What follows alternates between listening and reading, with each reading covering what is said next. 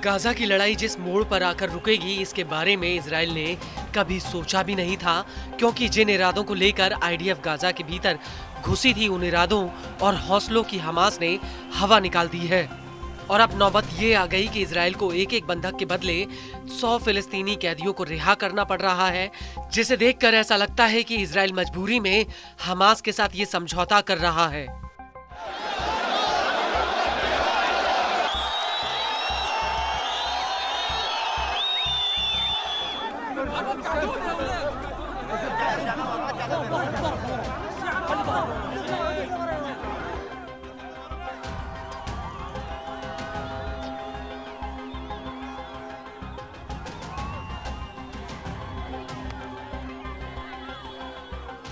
दरअसल जिस तरीके से हमास इजरायली बंधकों को रिहा कर रहा है, उन्हें देखकर ऐसा लगता है कि गाजा में इतनी तबाही के बावजूद हमास और गाजा के लोगों का हौसला 7वें आसमान पर है। दरअसल इजराइल ने हमास से अपनी फोर्स हटाकर पूरे गाजा में पुलिस फोर्स तैनात करने की मांग की थी, और युद्ध विराम समझौते और बंधकों की रिहाई वाली डील में हमास के आगे इजराइल की ये सबसे बड़ी मांग थी।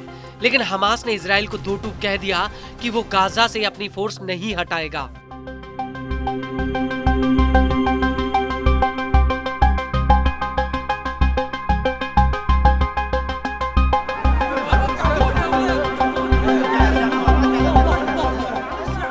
और अब मौजूदा हालातों को देखकर इजराइल को भी समझ में आ गया कि वो गाजा से कभी भी हमास का सफाया नहीं कर सकता, क्योंकि गाजा ही हमास और हमास ही गाजा है। क्योंकि इजराइल ने हमास के जितने लड़ाकों को जंग में ढेर कर दिया, हमास ने उससे ज्यादा लड़ाकों को फिर से भर्ती कर लिया, या यूं कहें कि गाजा के घर घर में हमास बसता है।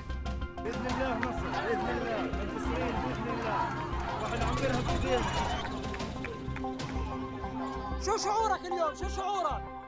عز وفخر بإذن الله. كفو عليك. أقسم بالله كفو. شو شعورك اليوم؟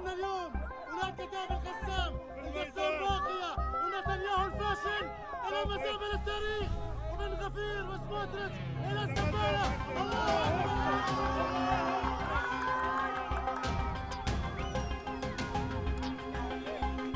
दरअसल ये बात हम नहीं कह रहे, खुद इजरायली मीडिया और इजरायली सेना के जानकार ये बात मान रहे हैं। इसको लेकर इजरायली न्यूज एजेंसी येदियोत अहरोनोत के मिलिट्री एक्सपर्ट्स योसी येहुशुआ का कहना है कि गाजा में हमास अथॉरिटी का कोई दूसरा विकल्प नहीं, गाजा ही हमास है और हमास ही गाजा है। ऐसे में इस समस्या के हल के अभाव में डोनाल्ड ट्रंप की गाजा को लेकर स्वैच्छिक निकासी की योजना पर जरूर विचार किया जाना चाहिए।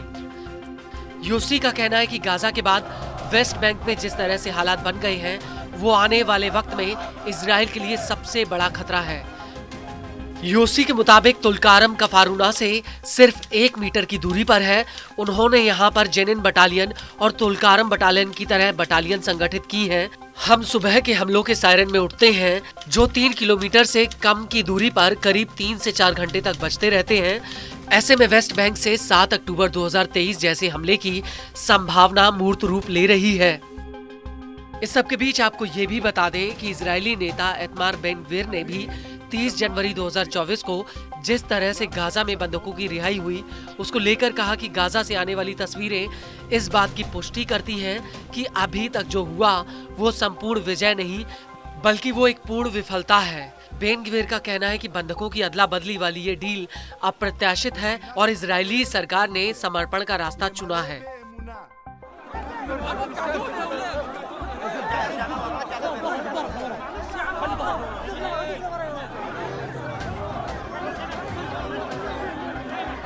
आपको बता दें कि बेन गवीर इकलौते नेता नहीं हैं जिन्होंने इस डील के खिलाफ मोर्चा खोल दिया, बल्कि इजराइल के वित्त मंत्री बेजालेल स्मोट्रिच ने भी गाजा में बंधकों की रिहाई को लेकर कहा है कि हम इस बात को लेकर चिंतित हैं कि बंधकों की वापसी पर हमारी खुशी के बावजूद हम इस सौदे के लिए चुकाई जाने वाली भारी कीमत को लेकर चिंतित हैं।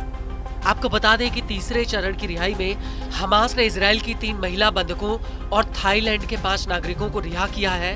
हमास ने कुल 8 बंधकों को रिहा किया, वहीं इजराइल ने इसके बदले में 110 बंधकों को रिहा किया है।